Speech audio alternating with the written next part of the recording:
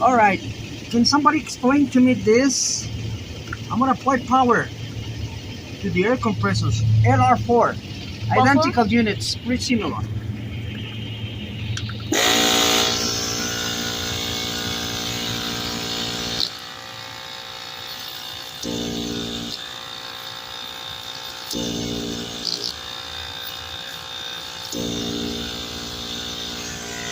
Nothing there. All right, we're gonna go to the other one. Okay. So the other one on.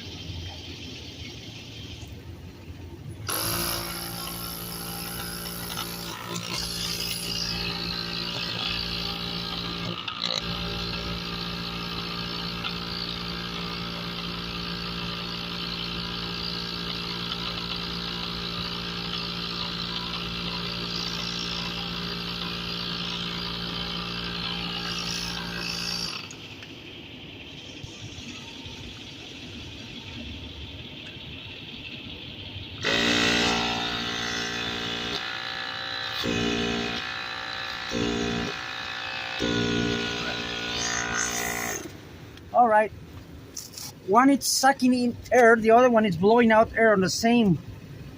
Why? Why? Can somebody explain that to me?